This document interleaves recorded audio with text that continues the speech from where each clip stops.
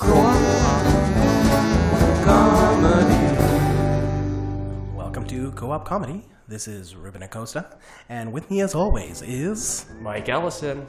And Nathan Little. All right, we are three lovely gentlemen trying to make you laugh. And of course, we might have a little bit of sketch. We might not. We'll see. But I'd like to give a shout out there to our 5 awesome listeners, our parents, and our siblings. And probably someone in China who's paid to inflate views. We're definitely paying for subscribers. Yeah. If I can get one listener who's from overseas, I will lose my mind and be so happy. That's right. You can add me on Facebook and let me know that you're foreign. listening. Yeah. All right, well, thank you very much, and enjoy the funnies that are about to happen.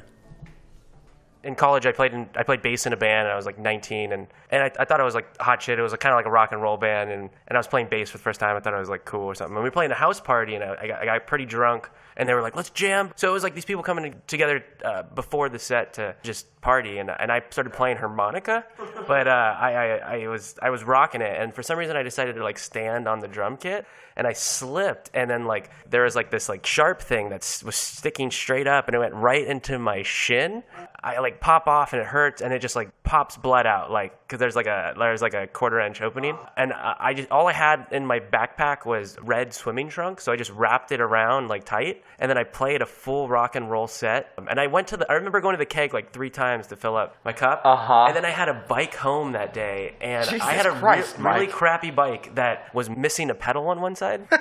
So I had the pedal like in a backpack, so I rode like side coasting on the bike, like with my leg bleeding, 1.5 miles home. Jesus. That day. Do you have a scar? Yeah, I got a scar. It's like that right there. Oh, it's a little black, nice. little mark right there. Little memento. So nobody at the party was like, Mike, we just saw blood squirt out of your body. Actually, I told the lead singer of the band after the set that what I had done, and I showed her, and she was like, "Oh, what the fuck?" Yeah, that was the appropriate response. Yeah, sounds about right. But those 10 people at the party got the best goddamn show they've ever seen. Okay. All right, you're playing those bagpipes. You're really going at them, and you've impressed all of us. But you should really get down now. You're gonna hurt yourself. Is it the fact that I'm playing the bagpipes that's bothering you? The bagpipes have nothing to do with it. Get down off of the high place, or you will fall and you will hurt yourself. I feel more comfortable playing with the bagpipes in the high places. What I read while I was learning the bagpipes was that high elevation really lends itself to this type of musical instrument. You know, I'm worried. I'm worried about you. I'm worried about the band. The only fans that we're attracting come because you get up on high places to perform. Last week it was the stool. The week before that, it was a pogo stick. You were playing bagpipes on the pogo stick. Yeah, definitely. I hear that the pogo stick really helps you expel the breathing techniques into the bagpipes, making the sound a little bit better. So all of these things have fit, really. Oh, John, I got your voicemail. Is Ian on top of the speaker again playing bagpipes? He's on top of the speaker, yeah. Ian, it's your girlfriend. Please come down. I'm worried about you. Oh, Susie, don't worry. This is a high-risk party that we're at, okay? High risk, high reward, all right, Ian, you're guys? making it high risk. There's 10 people here. We graduated with them. Everybody knows who you are and what you're doing. Yeah, guess what? And they're gonna tell 10 friends, and they'll tell 10 friends, and we're gonna become ridiculously huge. The biggest bagpiping-led band ever. Ian, you don't need to be so high up. You're gonna hurt yourself. I'm really afraid you're gonna hurt yourself. Please come down. Oh, thank God. It looks like the police negotiators are here. All right, Ian, this is Officer Jenkins.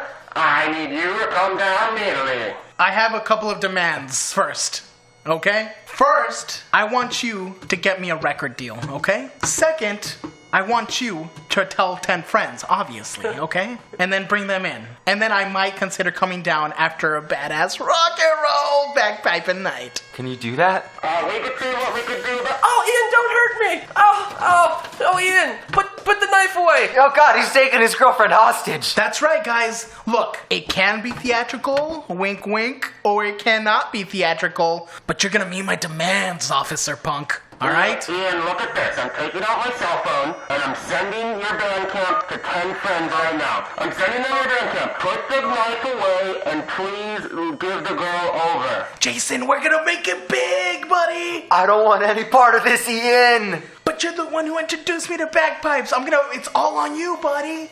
Susan, it's okay. I am gonna push you slowly off the ledge. No, Ian, don't do it. Ian, I thought we'd be married one day and we'd have kids. I will be married one day and I will have kids. Not with you, Susan. I'm gonna make it big. I'll tell 20 friends. I'll tell 30 friends. Okay, all right. Okay, you actually almost saved yourself there. Okay, that's pretty good. That's pretty good. Your band can play at the wedding. Whatever it is. Oh my God. We cut to an unrelated wedding, but slightly related. Dude, you're playing at your own wedding. I just don't see how it's gonna work out. As your best friend and best man, who's also the wedding coordinator, I think that's a major faux pas. It's not gonna go over well. Yeah, I mean, haven't you seen like those guys that both like play guitar and play harmonica at the same time? Like they multitask. I can multitask as I'm getting married. All right, I can hang, that harmonica around my neck and walk down the aisle while I'm playing it. As long as we're going on about faux pas, I think it was a major mistake having your first consultation with me 30 seconds before the wedding started. So I guess there's no time to turn around. Have at it. I'll throw up some streamers. All right. I mean, you are my best man, so I should have consulted you a little bit earlier. Hi, I'm the janitor on the grounds here at the convention center. Somebody said I have to perform the wedding. What's this about? I was just cleaning the restroom. Somebody came in, they grabbed me, they said, you're the one who's going to be performing the wedding now. And they handed me a cross, and they handed me a yarmulke, and I'm not too sure what religion we're even performing for today. Is this true? Yeah, I mean, I'm a big like DIY person, you know what I mean? Do it yourself. I'm not really a traditionalist. I like to grab random things here and there. I'm a humanist, I just kind of like doing things this way. Well, I mean, that would definitely explain the rice that you've given out to the guests so that they can throw it. It's little pieces of sand. They're just going to be throwing sand on you and your wife. Martha, do you see what we're supposed to throw out? Well, yes, I do. Oh man, I know you're not supposed to throw rice anymore because of Birds! penguins. Yeah, the birds eat them, but sand? Really? Like, I don't even see what that's... As a janitor, I feel so underdressed. I'm wearing my slacks. Are you fine with this? Yes, sir. That's completely fine with me. I'm just completely okay with, All right, the whole randomness. crowd is staring at us. As your best man, I advise that we just get this show on the road now. We've been talking for 5 minutes, and I think the families are getting restless. That's true. Right. So, did you get those rings that you were supposed to get? Okay. Chain links. Yeah. Just individual links of chain. Exactly. Yeah. It's a whole metaphor about, ball and chain. But because I'm not a traditionalist, I thought we would, retake the ball and chain phrase back, We're going to reappropriate We it. are so going to reappropriate this thing. All right, That's completely I it. am here with Catherine, and we have put together, we weren't aware you were coming today, and we've put together from just what we found in the kitchen, we have some turkey sandwich, and we have some stale bread, and we have some Dole Whip. So we've made the wedding cake from scraps of the food we found in the back of the freezer. Excellent. Susie does not like wasting food, so we just have everything that's around. Me, the bride. Here I come, everybody. Oh, turn around and look at me in my dress. Dun, dun, dun, dun. Oh my god. I really like how you, Dun, dun, dun. I love how you used the curtains to make that dress of yours. It brings out your pale flesh. Thank you for announcing that to everybody as I walk up the aisle, lover. I just like to appreciate my wife. All right, guys, I'm going to tell you about a video game that kind of ruined my childhood for a little bit. It was called Bronte the Brontosaurus, also known as Health Care Saurus or something. It was a game about an asthma awareness game for the Super Nintendo. My friend's mom was a nurse, and for some reason she came to my family and was like, "Can we borrow your Super Nintendo?" For whatever reason. And my brother's 7 years older than me and loved video games. And I started getting into video games. Super Mario World is on that game, the best game ever. And I used to love playing it. And they took my Super Nintendo and I went over to their house one day and they're playing this game that's Bronte the Brontosaurus. It's about a stupid dinosaur that inhales using asthma medicine to get through a world. And the game's an awful, awful game. And they didn't return the Super Nintendo to us ever. And I kept trying to get it back from them, and I just couldn't get it.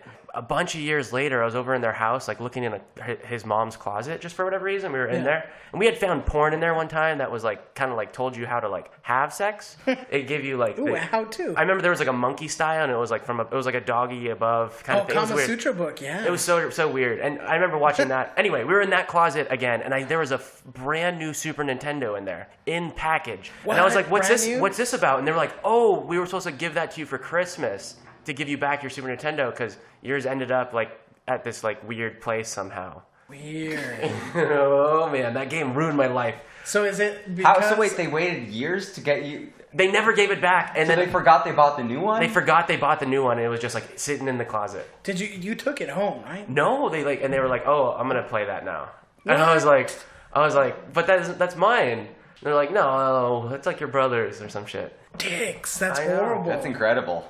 I'm sure maybe I was like, I had the nice guy syndrome. I might have been like, "You keep it" or something. Like that's something I might do. Yeah. Neighbor. Shh. If we are really quiet, maybe he'll think we're not home. I see you crouching behind the couch. Open the door. I think he sees us. Shit. Yeah, hi, Gerald.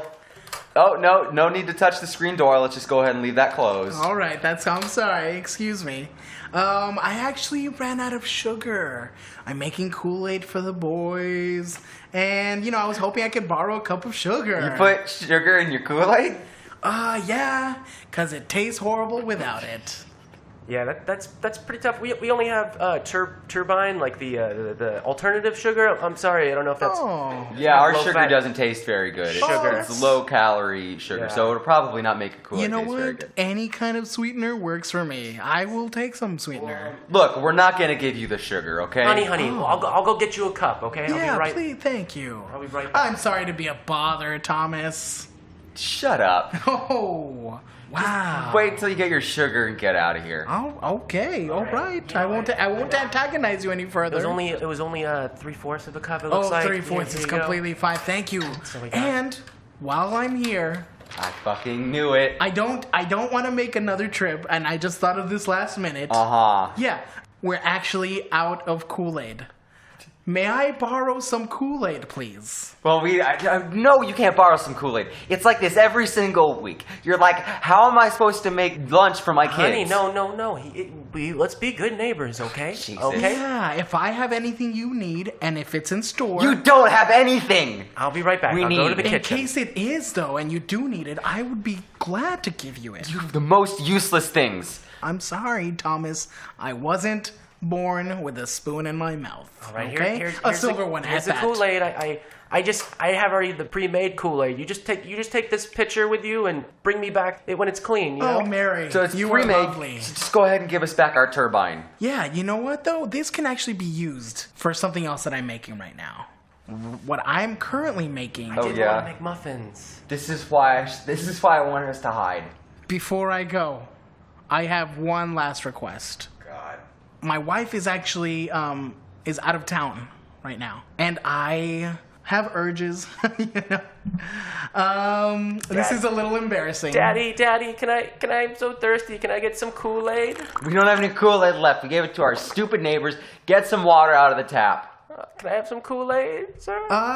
You know what? I'm gonna make some Kool-Aid at home. You can come on over. No, you can't. All right, I'm going to get water. Good. Yeah, no, that's fine. He can stay here. But what I really need to get to is the fact that Mary, by the way, you have a lovely wife. And I was hoping I could borrow your wife. You What are cannot you- fuck my wife. What? She's just, no, my urges are the fact that she needs to cook. I mean, I don't know how to cook. I don't have a bone in my body that knows how to cook.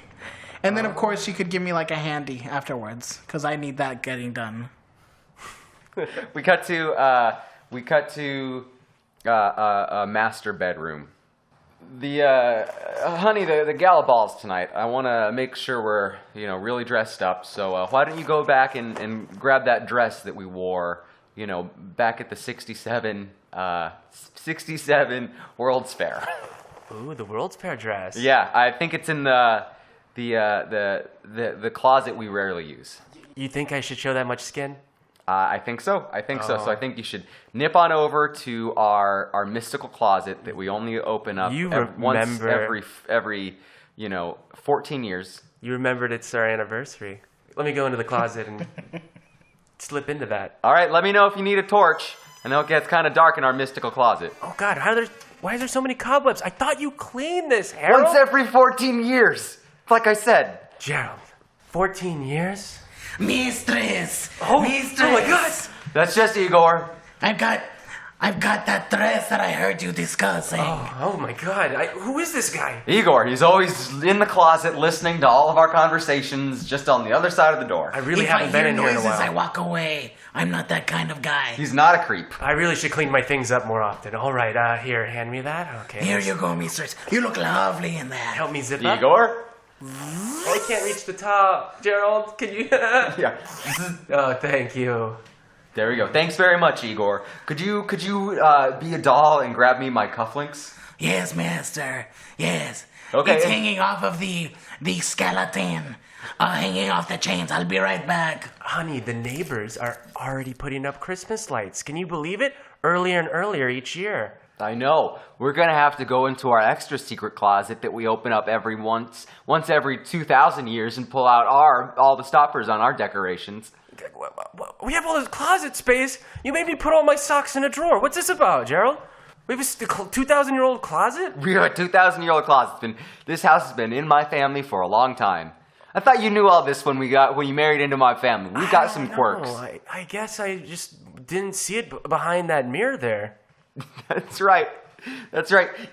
Igor, do me a favor. See if you can't perform the summoning spell and pull up the spirit of Rudolph to open up the Christmas closet. Yes, master. Oh my God, I can't. Every time he shows up, it scares me. Mirror. What? We need some Christmas ornaments. Open up. It's a very ancient psalm passed down in my family for generations. God, what is that light down there? Oh my God, is that the original dreidel? Yes. Oh my God. Yes, Jesus used this dreidel. That burned more than 8 days. How The many? dreidel burned for more than 8 days. That's 365 correct. times 2,000? Holy schmoly. Yeah, it's like God spoke to Moses through a burning bush. God gave his blessings to the people of Bethlehem through a burning dreidel. He had a penchant for setting stuff on fire. Oh my God, I can't believe how big this house is.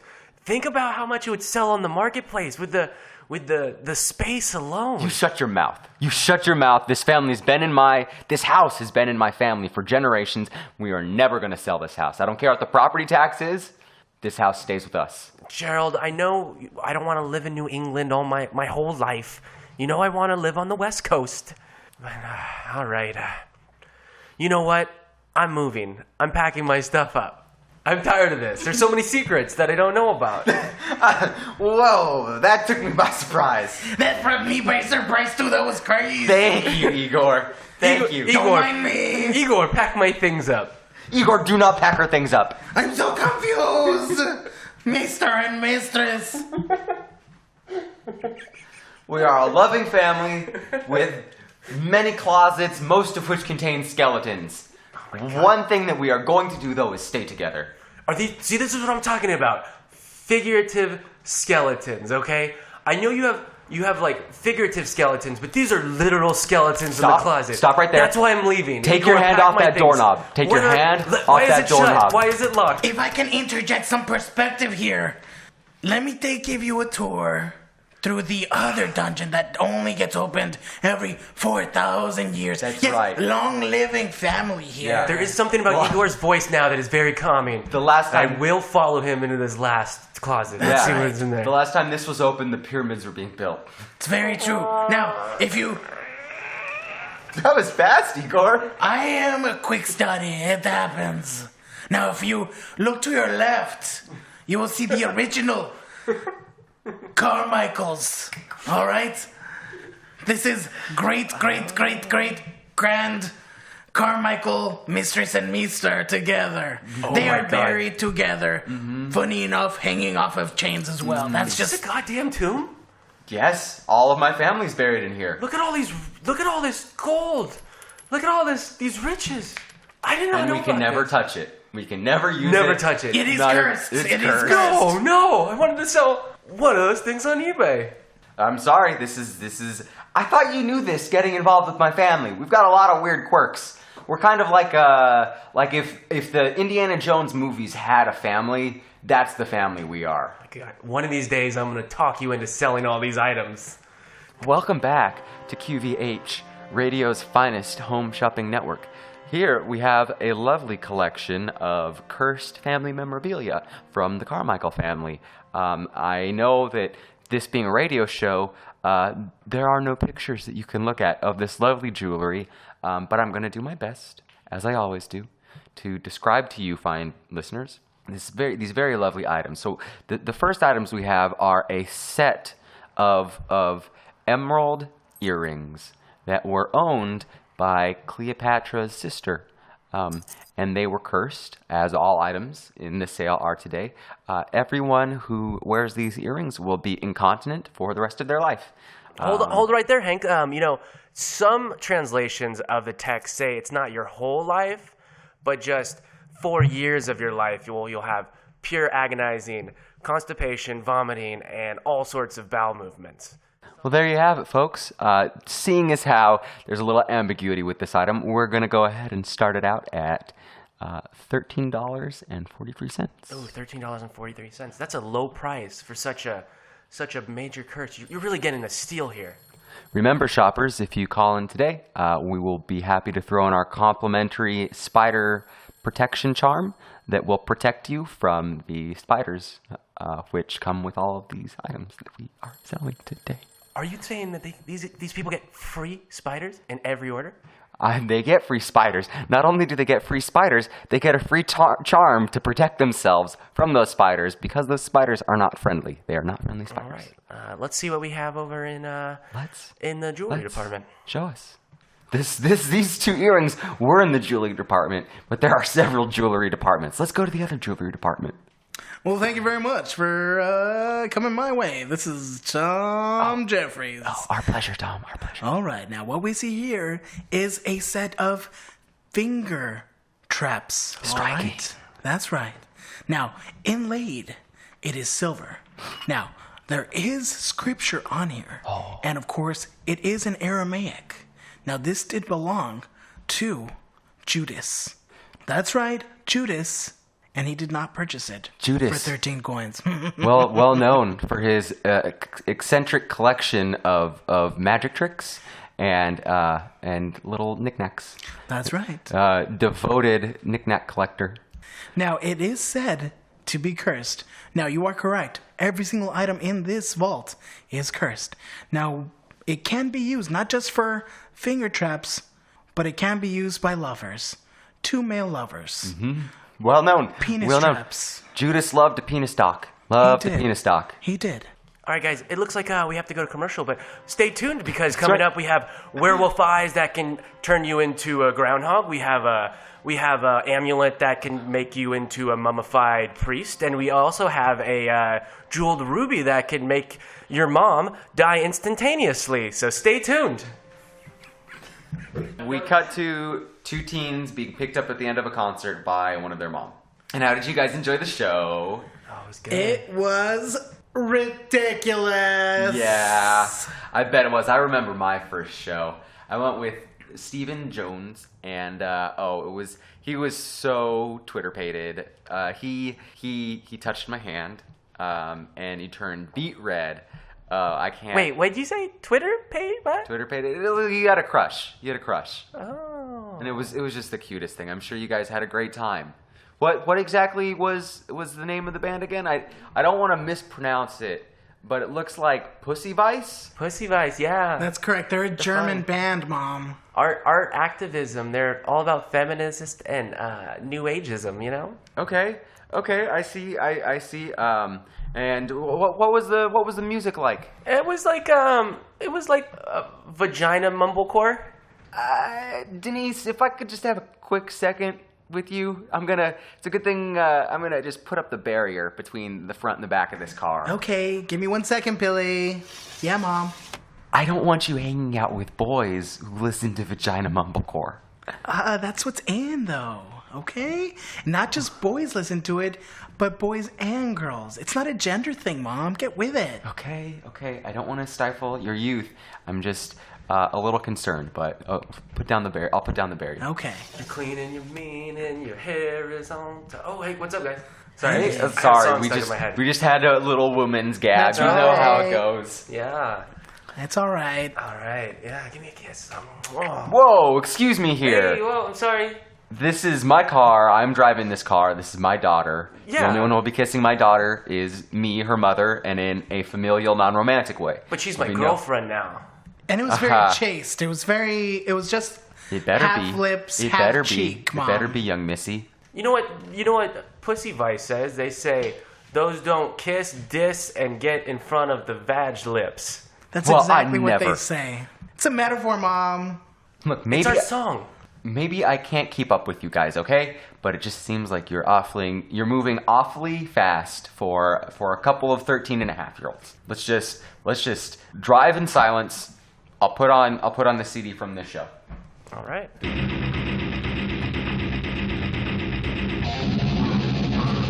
Culture in your face, vagina in your lips, hairy.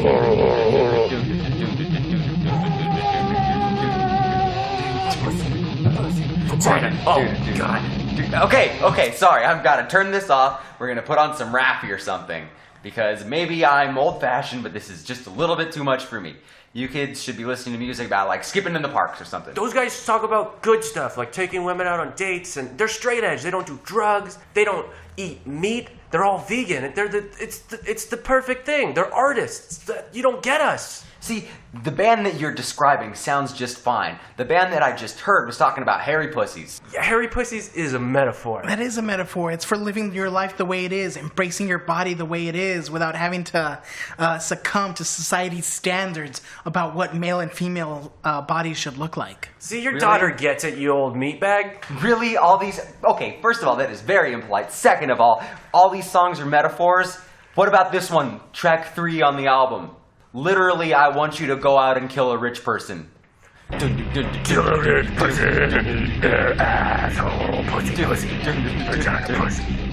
That did not seem very subtle. The mumblecore part of it all is that those words aren't representing what they really mean and what they're trying to say. Yeah, exactly. You see, our favorite band has to call attention by being so harsh that you catch everyone's attention, society's attention. And so by figuratively killing the rich, you're actually really attacking the capitalist system that it actually takes over our current society at the moment. Our capitalistic, bourgeois, patriarchal society, All right, Mom. what about track 7? Kill your parents and fuck on their corpses. Hold on, I think you're missing the point. You have to fast forward past the guitar solo to really get in the true meaning. Here, let's skip forward ahead. Forward. All right, here we go. And you love your parents, and you love the children, and you take care of grandparents, 'cause their pussies mean more to me than their vaginas mean to you and your pussy. See? Yeah, see, Mom? These guys, there were some nice words in there. These guys have an immense fixation with vaginas, though. I'm Yeah. sorry, I can't condone your relationship. But what 14-year-old boy doesn't? See? Yeah, you it's don't a- relate anymore like I do. It's the dichotomous idea of both sweet and evil, Mom, about parents being both good and bad for their children. The idea of hovering parents and parents that let children live and be. Okay, maybe I'm just out of touch. Maybe I just don't understand the lingo. Listen, if you're gonna treat my daughter right, then you guys can go out. Yeah, that sounds... All right, now play my favorite track. It's called Straight Up in the Ass. All up in the ass and only in the ass.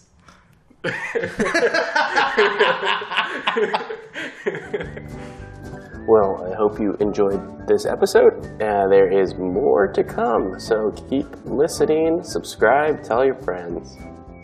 Bye-bye.